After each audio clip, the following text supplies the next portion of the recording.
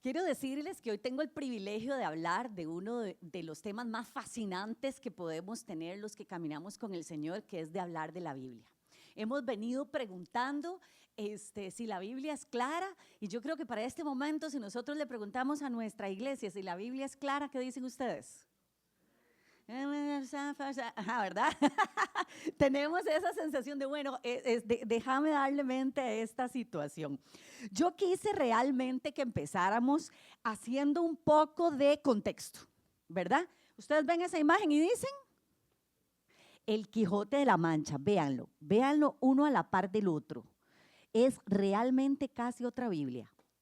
Aquí tenemos el Quijote de la Mancha. Y en este libro nosotros, bueno, yo no sé si ahora, a ver, ¿quién es el más jovencillo que va por ahí? El más jovencillo que va por ahí, no sé. ¿Todavía se lee en el cole? Todavía es obligatorio, ok. Entonces, en teoría, todos hemos leído el Quijote de la Mancha. Todos sabemos exactamente lo que ahí dice, todos sabemos de qué se trata, todos nos pareció fascinante, lo vimos entero, lo leímos entero. ¿Nadie leyó resúmenes? ¿Sí? ¿Verdad? O sea, realmente, aunque a todos nos pusieron a leerlo, mentira, no todos lo leímos, ¿verdad? Pero vamos a hacer el ejercicio. Como que si fuera un versículo, nosotros vamos a decir que hay uno que dice, los perros ladran, Sancho, señal que cabalgamos. ¿Quién me ayuda a decir qué significa esto? ¿A qué nos suena este versículo del Quijote de la Mancha? ¿A qué? Que estamos vivos, ¿verdad? ¿Qué más?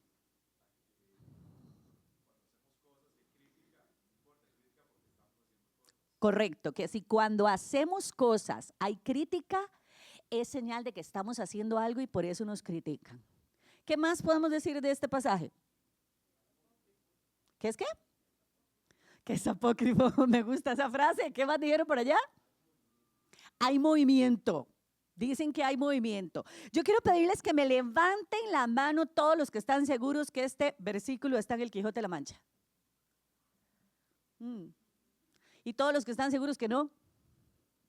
Los que me dijeron apócrifo, ¿verdad? Ajá. No está. No está en este libro de 1600, no está. 1615, traducido a más de 140 idiomas, y se ha vuelto tan parte de nosotros que muchas frases que decimos que son de ahí, no son de ahí. Imagínense que esta frase probablemente es de un caballero que se llama Johann Wolfgang von Goethe, algo así. Ajá. Y es de 1808, 2 siglos después de que se hizo el Quijote. Pero no solo eso, sino que fue Rubén Darío, siglo pasado, el que le agregó la palabrita a Sancho, y por eso decimos que es del Quijote. De un libro que tiene apenas 4 siglos, vean el montón de cosas que van cambiando. Cómo nosotros vamos incorporando a nuestra cultura un escrito y lo vamos modificando, transformando y hasta inventando cosas que ahí no están escritas. En un libro que tiene apenas 4 siglos. Es importante que cuando nosotros estamos hablando de la Biblia tengamos este parámetro. Un texto del original, este sí, se los garantizo. Non fungiades, cobardes y viles criaturas, que un solo caballero es el que os acomete.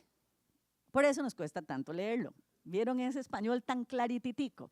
Levantóse en esto un poco de viento y las grandes aspas comenzaron a moverse, lo cual visto por Don Quijote dijo, pues aunque mováis más brazos que los del gigante Briareo, me lo habéis de pagar. Está fácil, ¿verdad? ¿En qué está sucediendo? Se están moviendo los molinos. ¿Y por qué estaba Quijote ahí? Ajá, porque estaba bien loquito, ¿verdad? Y estaba alucinando y pensó que los molinos eran gigantes. Podemos entender el contexto, pero ¿qué es Fullades? Entendemos contexto, pero hay cosas que no. Y él sigue hablando, ¿verdad? Y mete todo el cuento de la Rocinante y el molino y la situación y todo lo que sucedió. El mismo libro, aquí nadie está hablando de Biblia, de religión, de nadie, ¿verdad? Y dicen que el español original es desafiante debido a su léxico arcaico. 4 siglos, repito. Estructuras gramaticales y referencias culturales de la época. Es el español del siglo XVII. Aunque es la base del moderno, todo lo que nosotros leemos ahí, le entendemos algunas cosas, pero otras las vamos a cambiar. Entonces, imagínense que la recomendación de los académicos y catedráticos es, si lo va a leer en el español original, es importante que usted sea muy letrado y que si lo va a hacer, cito textual, por favor hágalo con notas y explicaciones de contexto. Para mí es muy importante que empezamos por aquí, porque la verdad es que yo hoy vengo de abogada de la Biblia. Yo hoy lo que les vengo a decir es que este libro vale la pena. Este conjunto de libros vale la pena, a pesar de todas las complicaciones que tenga, y que para que ustedes y yo podamos entender lo que aquí dice, vamos a necesitar notas y explicaciones de contexto, porque no tiene 4 siglos. Y porque no está en español arcaico. ¿Sí me entienden? O sea, es como un poco entender, si aquí la situación está compleja y aún el libro de texto del cole, imagínense la situación cuando nos pasamos de idioma, nos pasamos de cultura y nos pasamos absolutamente de generación y generación y generación. Aquí todo el libro es novela. De este lado tenemos diferentes géneros literarios. Aquí hay un solo escritor, aquí tenemos un montón de escritores. De hecho, no sé si lo han pensado, pero la palabra Biblia se parece mucho a biblioteca, porque así es como sucedió. O sea, esto en realidad, Biblia viene de biblión, que es un montón de libros. Lo que tenemos aquí es una colección de libros, aunque le llamamos la Biblia, son en realidad muchos. Y por eso se nos vuelve tan complicado este proceso. Una película hiperviolentísima, de las más que yo he visto, que se llamaba El libro de los secretos o El libro de Lee. ¿Alguien la vio? Ajá, sí, de Denzel Washington. ¿De qué se trataba? Salado Alfonso, desde aquí lo voy a decir que sí. ¿De qué se trataba? Sí, era un sintón.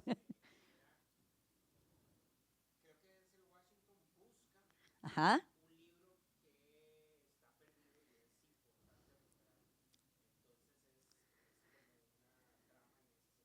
Ajá. Dime. Ajá, Denzel Washington se sabe la Biblia de memoria, ¿correcto? Porque ya no hay copias de la Biblia. Una cruzada, transcribirla.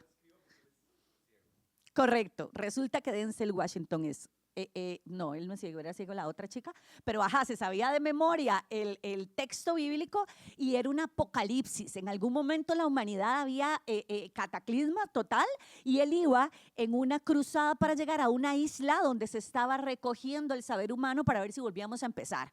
Porque fuera de la isla en cuestión era la violencia más impresionante que usted pueda imaginarse, de un apocalipsis donde cada uno busca su propio beneficio. Pero no existía el texto. Pero donde se dieron cuenta que él podía tener el texto, porque en realidad, les acabo de hacer un súper spoiler, uno se da cuenta que no lo tiene, sino que se lo sabe de memoria hasta el final, ¿verdad? Es porque la gente dice, el que tenga el libro gobierna a todos. Sí, es verdad. El hecho de que usted tenga una colección de libros que hace que muchas personas se pusieron de acuerdo para decir, esto es lo que más se parece a lo que nosotros sentimos que es Dios, lo vuelve peligroso y poderoso. Con este libro se justificó esclavitud y todo lo que ustedes saben que pasó. Con este libro se justificó la quema de un montón de mujeres y personas inocentes. Con este libro se justificó la conquista en América y toda su violencia. Literal, eran capaces de prenderle fuego a los indios de 2 en 2 en nombre de los apóstoles. Ajá, con este libro. Sí es muy peligroso porque es muy poderoso. Y tal vez aquí es una de las primeras pistas que nosotros tenemos que tener. Si usted va a usar la Biblia, ¿verdad? El libro de los secretos para manipular, gobernar a muchos, aquí estamos mal parados.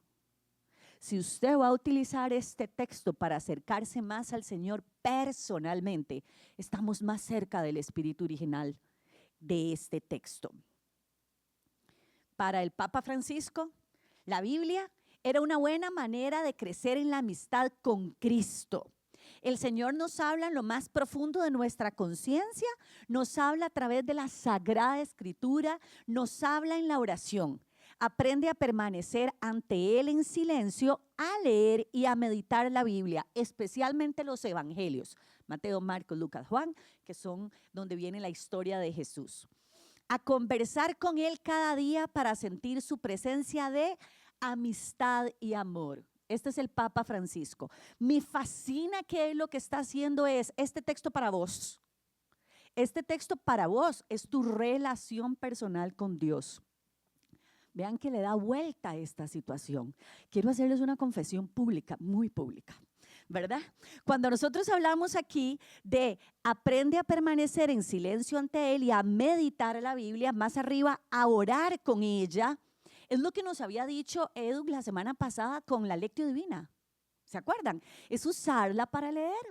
Y en efecto, la Lectio Divina es la forma más bonita de que uno se acerque a la palabra del Señor. Y es bien vieja, ¿verdad? Porque como es antes de la división de la iglesia, entonces los de un lado y los de otro nos arrojamos que la Lectio Divina también es de nosotros. Y resulta que me voy el viernes es como mi día de ser mandados y cosas, no trabajo fuera de la casa, y me voy a arreglarme el pelo. Oh, milagro divino, no había nadie en el salón de belleza, pero yo soy una mujer muy culta, muy académica, muy decente, y me fui con Los Miserables para leer, ¿verdad? Y entonces después de que tenía como 40 minutos, no sé, los que se tiñen el pelo saben que esto es una cuestión de 2 horas y media, 3, ¿verdad? Entonces, cuando ya tenía como 40 minutos de estar en silencio, yo dije, mala nota, o sea, la chavala que me está arreglando el pelo se está muriendo del aburrimiento, cierro el libro. ¿Y qué creen ustedes que sale en un salón de bellezas cuando usted tiene que hablar? El chisme más profundo, ¿verdad? Y lo peor es que no puedo decir ni siquiera que fue ella la que empezó. Ella llegó y me habló de una persona que se viene a arreglar el pelo que yo conozco y sale Caro con la lengua bífida de un solo tiro y dice, ay, sí, qué triste esa mujer tan linda. Se casó con una papa sin sal. Esa carajada fue como echarle canfín a un fuego. Ustedes no tienen idea la cantidad de información que esa mujer me soltó de la persona de la que yo estaba hablando, ¿verdad? Y atizó, y ustedes creen que yo dije, ay, no, qué pena, yo no voy a seguir hablando de ella. No, yo de una vez le metí, ay, sí, a mí me pasó lo mismo con fulanita de tal. Vea, yo no me podía sentir más que bruta, Caro, de verdad le dio, pero candela el chisme con todo lo que va. El viernes es el día que yo no trabajo fuera de la casa. Llego yo a la casa, y no el viernes, el sábado, porque el viernes además no abrí la Biblia, toda traidora, ¿verdad? Abro el texto y lo primero que me toca leer, porque la leo en orden, es un textito en Santiago donde dice, nada más y nada menos, ¿quiénes se creen ustedes para andar hablando mal de la gente? Y yo, qué bruta, si hubiera leído ese textito antes de irme al salón de belleza, no caigo de esa manera tan vil. Tan vil, decía, hablar en contra de alguien es hablar contra toda la ley porque usted se está poniendo como juez. Ahí es donde uno se da cuenta que la Biblia sí puede ser un amigo, el amigo que te dice las verdades en la cara. Ubicatex, Carolina, el testimonio por los pies. Va a alegrar a los miserables y no la Biblia lo que me lleve a leer, ¿verdad? Es importante que nosotros podamos comprender que el Señor sí es capaz de trabajar directamente contigo, si vos tomas en serio la lectura de la palabra. Sí lo hace. Yo podría darles ejemplos como estos 1000, donde literalmente la situación en la que yo estoy pasando, yo encuentro respuesta en el texto. No es un manual, que en algún momento lo decía, cuando era más carajilla, yo le decía a todo el mundo, este es el manual de vida, no es un manual de vida, ¿verdad? Porque hay que tenerle cuidadito, no es una cosa como que uno diga, traicioné a mi amigo, me toca o para arrancarme o ahorcarme, ¿verdad? O sea, no es un manual de vida, hay que leerlo con cuidado, pero sí es un texto que nos puede ayudar a sentir la presencia de Dios como un amigo cercano y en amor. Si nos pasamos al otro lado, Martín Lutero decía, la Biblia es una fuente extraordinaria, Cuanto más se bebe de ella, más despierta la sed. Es fascinante volver a leer exactamente los mismos textos y sentir que hay una verdad diferente para uno en este momento. Cosas fascinantes he encontrado yo, tengo como textos de moda, digo yo, porque de pronto leo algo y me parece pero lindísimo, me parece así como que es esto tan bonito, como cuando descubrí por qué era importante que los ángeles le hablaran a los pastores. Se los he contado en otro momento, pero eso a mí nadie me lo contó, yo solo estaba leyendo la Biblia y en usted abre la Biblia y la mayoría de las Biblias tienen alrededor o abajo, depende cuál es su Biblia, como explicaciones de contexto. Esto que les hablaba del mismo Quijote, de buscar las notas y explicaciones de contexto. Y entonces explican que los pastores eran punto menos que los guachimanes del momento. Y entonces no eran testigos válidos en la corte del momento. Estamos hablando de Imperio Romano y lo que dicen, no, eso es un guachimán, chao contigo. ¿Verdad? Entonces los pastores no funcionaban para eso y Dios dijo, no, yo vengo a reivindicar a todos y estos serán mis primeros testigos. Y yo, ¿qué es eso tan lindísimo? ¿Verdad? Y eso es sencillamente leyendo de nuevo el texto del nacimiento de Jesús y cómo se le aparece a los pastores. Y sabiendo uno que esto lo están escuchando, pastores, ¿verdad? Qué belleza que les digan cosas como estas. Cada vez que uno la lee, tiene más ganas de saber de ella, más ganas de leer de ella y qué es lo que nosotros tenemos. Pero la gente dice otras cosas. La gente dice, yo a la Biblia no le creo porque dejó por fuera los libros o personajes que lo contradicen. Recuerdo muy bien estar hablando con una amiga mía que la primera vez que hablé de la fe lo que me dijo es, a mí me da miedo morirme porque me voy al infierno. Y yo con todo el amor del mundo empecé por preguntarle, ¿pero crees en Jesús? Sí, claro que creo en Jesús, ¿pero crees que Él es el Hijo de Dios? Por supuesto. Y yo sencillamente, porque sí, hay que admitir que me lo sé de memoria, pero bueno, busco ahí Efesios 2:8 y le demuestro, compañera, la salvación es por fe, no por lo que usted hace. Así como usted me lo está diciendo, ¿verdad? Y empezamos a hablar de ahí. Pero entonces la dama me responde, es que yo no le creo a la Biblia porque dejó fuera a Lilith. Oye, ya vamos a ver qué es ese asunto. Es importante que nosotros recordemos que cuando andamos hablando de la Biblia, estamos hablando particularmente de una colección de libros que fue escogida para que tuviera coherencia y sentido desde nuestra fe. No es una elección objetiva de los libros que nos van a mostrar la verdad superior y única. No, no, no. Era la colección de libros que sostenía la doctrina de la iglesia de quienes se reunieron a decidir qué era eso. Porque, a ver, el planeta está grande, ancho y pleno en culturas. Tenemos que recordar esto. Esto es una pintura de Miguel Ángel y aquí tenemos a Adán y aquí tenemos a Eva y aquí tenemos la serpiente y aquí tenemos a Lilith. La Lilith está. Y si usted la busca, versículo de Lilith, hay versículo en la Biblia que va a hablar de Lilith. ¿Quién es la susodicha Lilith? ¿De cuándo es el Génesis? ¿Alguien sabe de cuándo es el Génesis? Me la traje al propio y ni siquiera lo puse en las filminas para que vieran lo fácil que uno sabe esas respuestas. ¿Siglo qué? La escritura es probablemente de 1400 a 1406 antes de Cristo. Usted agarra su Biblia, va al principio y le va a decir en qué año fue escrita. 1400 en siglos, ¿qué es eso? 15 antes de Cristo. ¿Estamos claros? Recuerden que buscábamos los textos más viejos. Ya no lo he dicho José. Ok, Lilith resulta que aparece en el siglo VI o V antes de Cristo en mitología mesopotámica.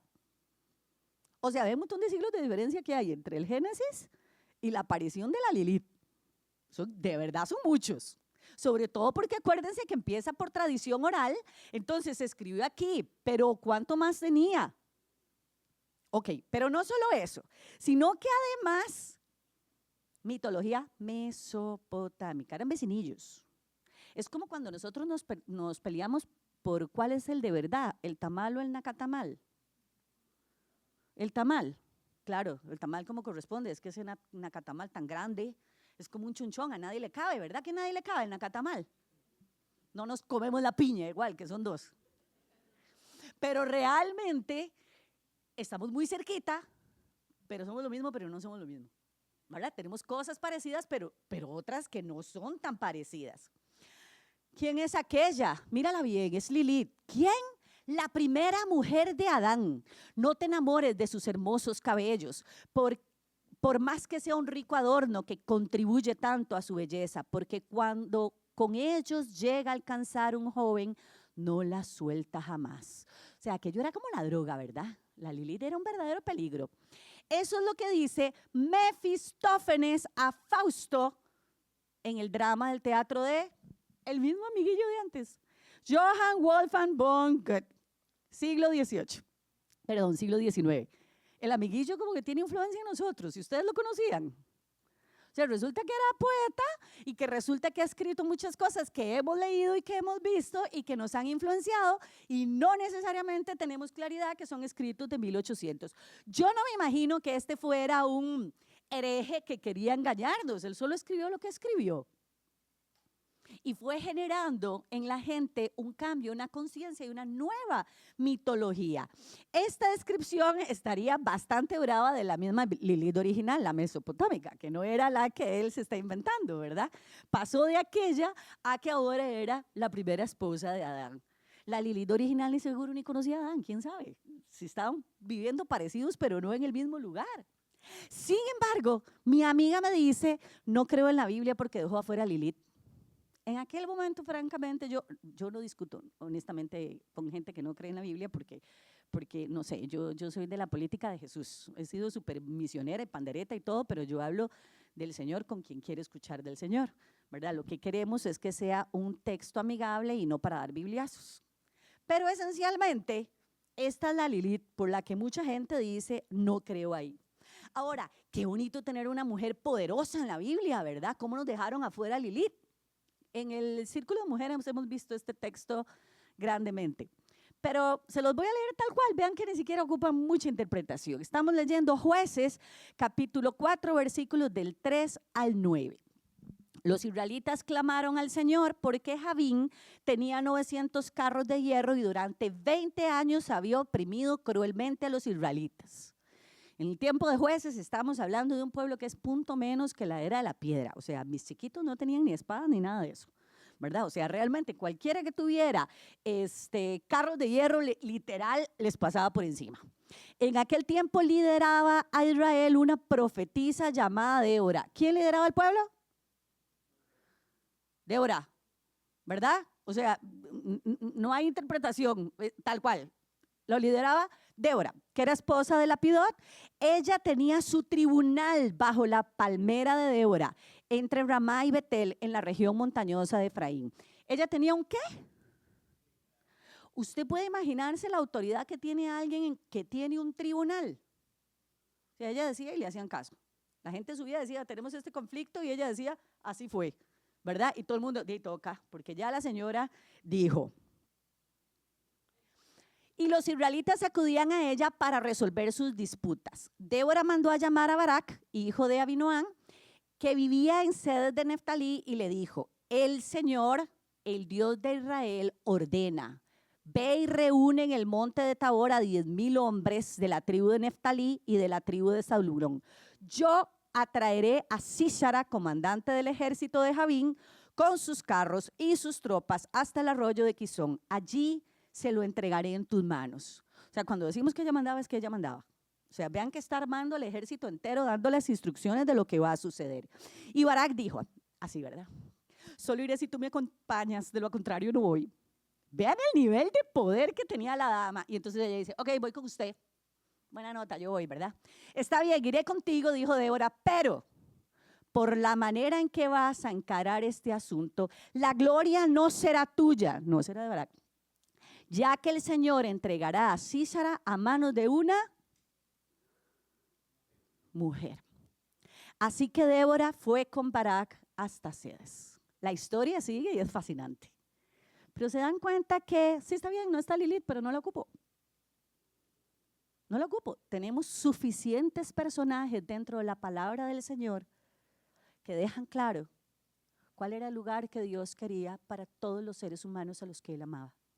Ese es el verdadero milagro de la palabra del Señor. Muchas culturas, muchos escritores, muchos estilos de narrativa, ¿verdad? Que unos son poemas, que otros son historias, que otros son leyes, que otros son cuentitos para tratar de enseñarnos cosas. Ajá, tipo fábula, muchos tipos de escritos. Aún así, Dios logró atravesar patriarcados, machismos, violencias, xenofobias y todo tipo de cosas raras que las culturas que los escribieron dejaron aquí escritos. Este libro vale la pena. Pero no solo los personajes que dejamos afuera, ¿verdad?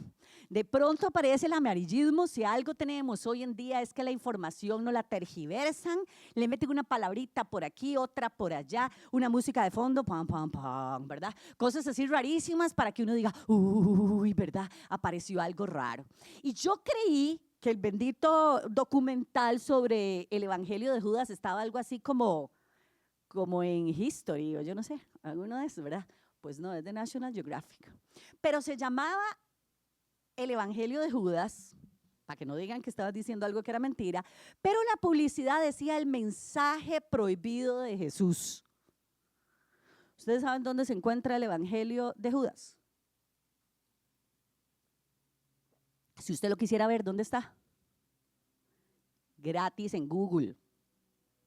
¿Qué tan prohibido puede ser el mensaje si usted nada más abre su computadora, lo pone en Google y le sale el bendito Evangelio entera?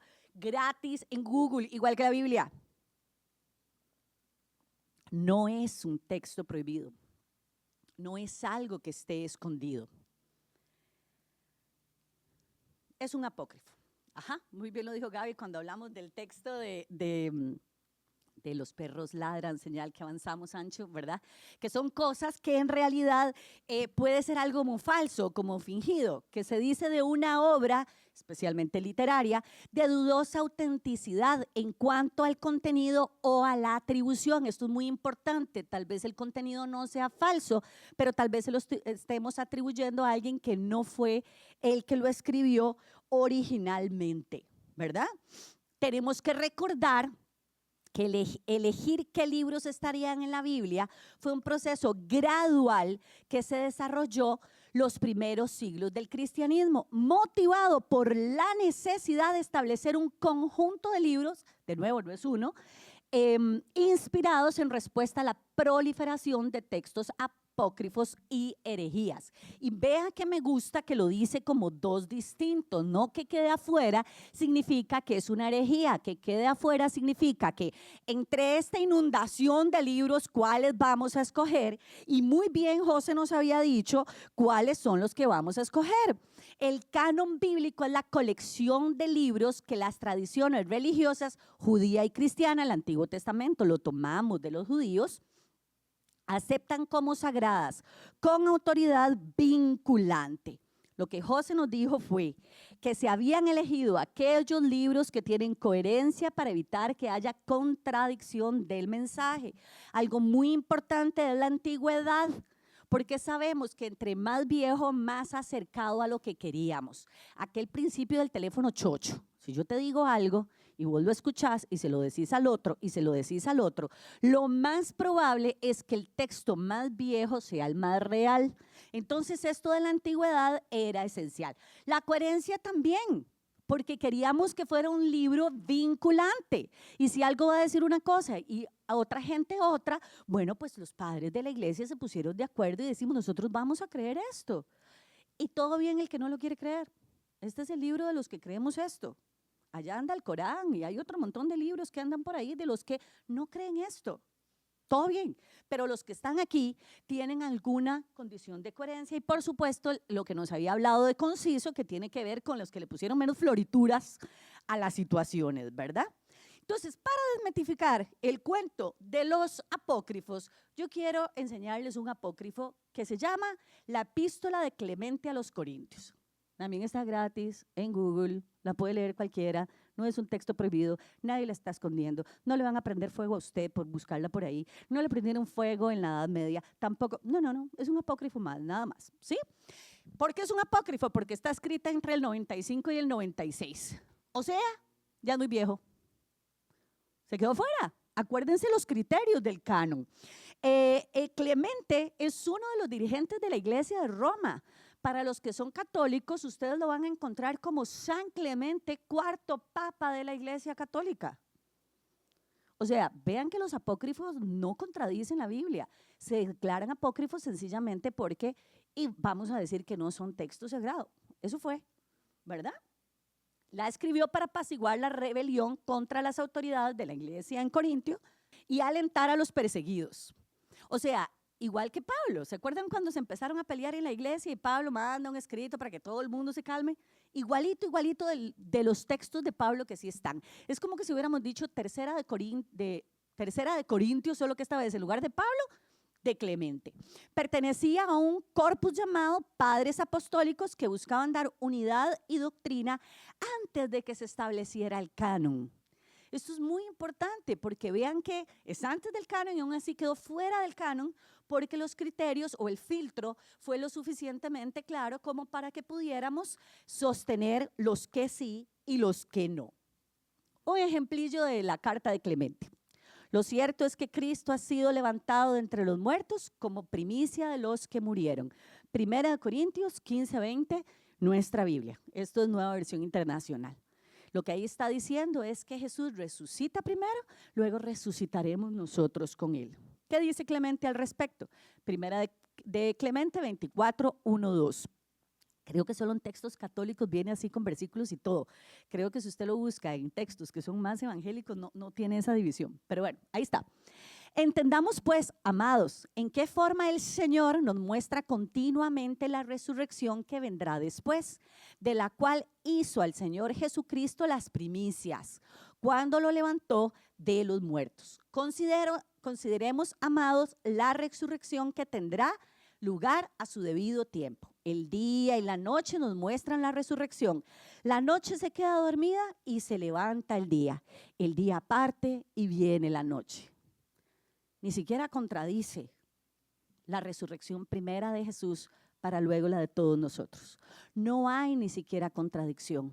Muchos de los apócrifos se quedaron afuera exclusivamente por el factor, no eran suficientemente viejos, no eran suficientemente concisos, ¿verdad? O tal vez no le daban coherencia a lo que queríamos.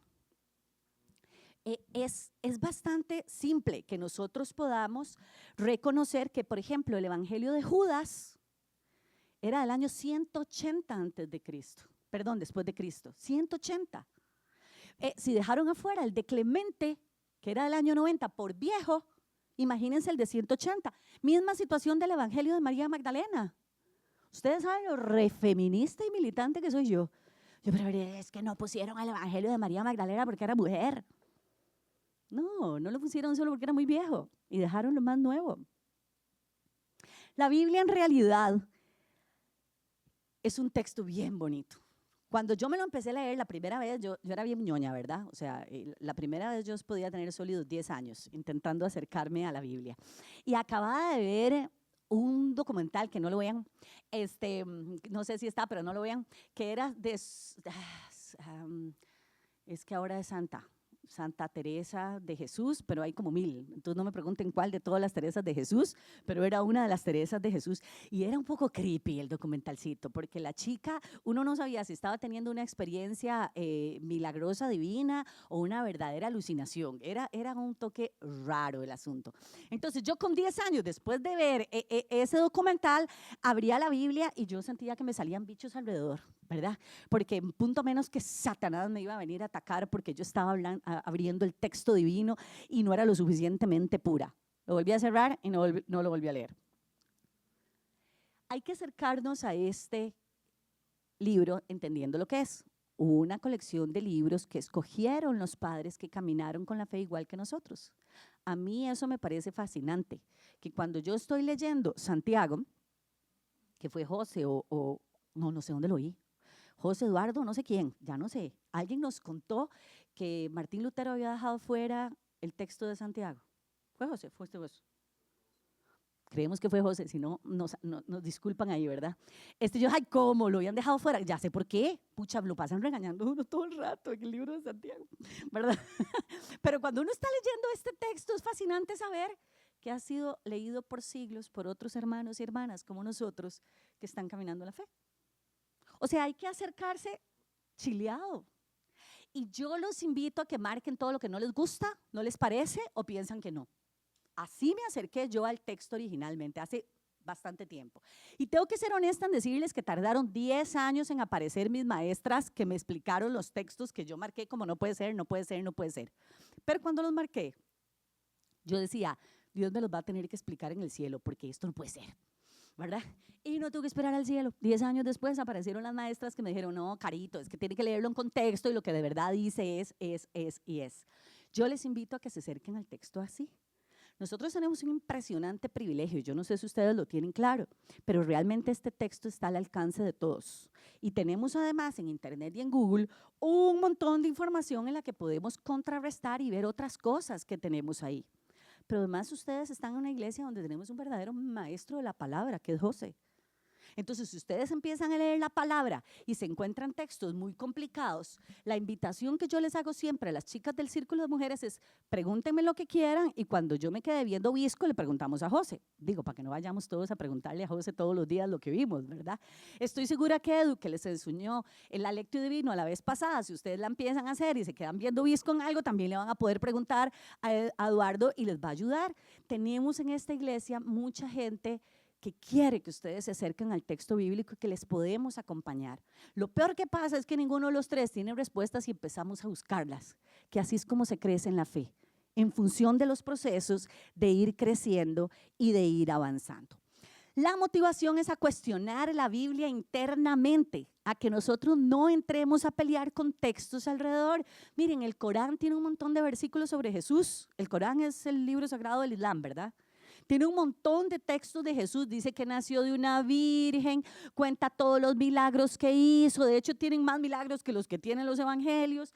Lo que pasa es que dice con claridad, no es hijo de Dios, no es hijo de Dios. Dicen que es un gran profeta y también habla de su venida al final de los tiempos. Por eso es que es importante que si vamos a cuestionar un texto, lo hagamos internamente. Léala a su ritmo, a su propia velocidad, como usted quiera. Busque enriquecerse con medios seguros. No todo lo que va a encontrar aquí está bueno. Cuando finalmente empecé a leer la Biblia, de verdad seguía siendo muy mocosa, pero resulta que lo primero que me encuentro es con que a Jesús lo crucificaron.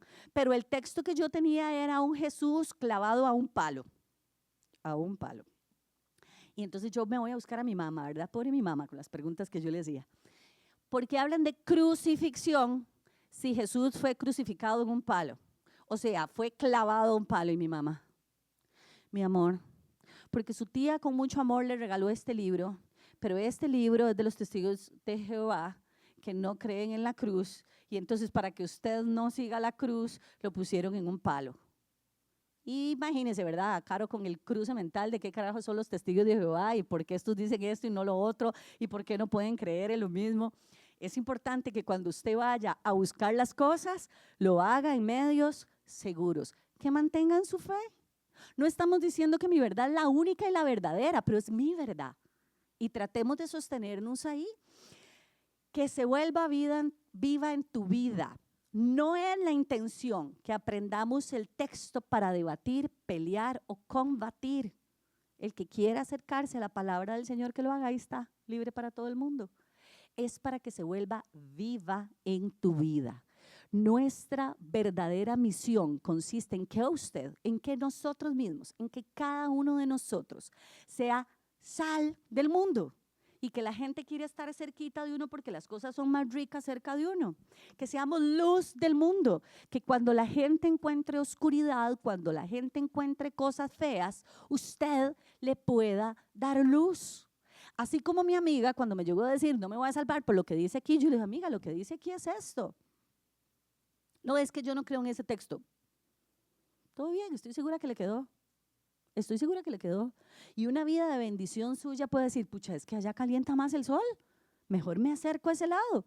Eso es lo que nos corresponde a nosotros. Tratemos de no aprendérnosla para andar dando bibliazos, porque ese no fue el espíritu de Jesús, que los evangelios nos lo deja muy claro. Él le predicó a todo el que se acercó, pero no obligó a nadie a creer su mensaje, a nadie. Juan 15, 5, 8 dice, es Jesús hablando, es Juan, es el evangelio. Yo soy la vid y ustedes son las ramas. El que permanece en mí, como yo en él, dará mucho fruto. Separados de mí no pueden ustedes hacer nada. El que no permanece en mí es desechado y se seca, como las ramas que se recogen, se arrojan al fuego y se queman. Uno lee este texto y uno dice, yo quiero estar pegado a la vid. Yo quiero estar ahí cerquita. ¿Qué voy a hacer para dar yo fruto? Realmente nos da todo un propósito de vida que podamos dar fruto. ¿Cómo hago esto? Sin mucha complicación, lea el versículo que sigue. Si permanecen en mí y mis palabras permanecen en ustedes, pidan lo que quiera y se les concederá. Aquí viene la pista. Conozcamos sus palabras y permanezcan en ellas. Como les decía el ejemplo de Santiago y la caro chismosa en el salón, ¿verdad? Yo he leído la Biblia varias veces y muchos de esos textos varias veces. De verdad que hay que hacerlo diario porque uno muy fácil se tuerce. Es diario, es permanecer pegadito ahí.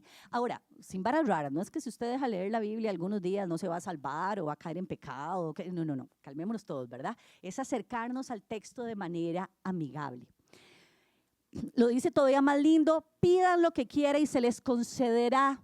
Esto por cuanto si permanecemos cerca del Señor, vamos a pedir conforme a su corazón. Como cuando estábamos cantando en la alabanza, que se haga en la tierra como en el cielo. Vení, haz lo que querás, le decíamos. Ayer conversaba con mi esposo y me decía que él tiene como una lámpara de Aladino en la oficina y que cuando hace el one-on-one con su gente se las da y le dice que quieren, un poco como para ver si esto es lo que querés, si estás trabajando para alcanzar esas metas. Y me dijo que le impresionaba mucho que la gente no pedía sacarse la lotería gringa, que con frecuencia cuando te hacen la pregunta directa vos decís cosas muy aterrizadas. Es verdad, cuando uno empieza a caminar con el Señor y uno va a orar, uno se termina dando cuenta de lo afortunado que está, ¿verdad? O sea, claro que si usted me pregunta, ¿quemar ropa? ¿Querés arreglar la casa? Yo voy a decir que sí, pero cuando estoy orando lo primero que digo es, gracias Señor por mi casa. ¿Sí me entienden? Cuando estamos muy conectados con Él, de verdad damos fruto conforme a lo que Él tiene. Nos conectamos mucho con Él. Mi Padre es glorificado cuando ustedes dan mucho fruto y muestran así que son mis discípulos. El fruto que podemos dar en función de permanecer pegaditos a las palabras del Maestro. Es un texto que vale la pena leerlo. No es mágico, no es que por leerlo voy a ser más bendito. No es mágico, no es que por tenerlo abierto en no me acuerdo cuál salmo, la casa está protegida. ¿Cuál? 91, ¿verdad? Pero sí es cierto que te ayuda a caminar en la fe y que luego no andes arrepentido por hacer lo que no querías, porque muy rápido vamos desviándonos del camino.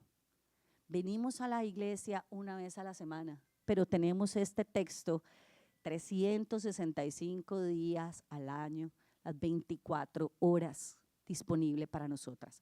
Mi humilde recomendación si es, compre un libro de verdad, una Biblia de verdad, porque ayuda a montones estar revisando esos datillos sencillos como cuándo se escribió, para quién se escribió, los comentarios alrededor, sí ayuda al papel. Yo los invito a que volvamos a recoger la Biblia porque eso de andarla jalando en internet hace que no nos empoderemos de ella, no la sintamos como un texto que yo estoy desmenuzando.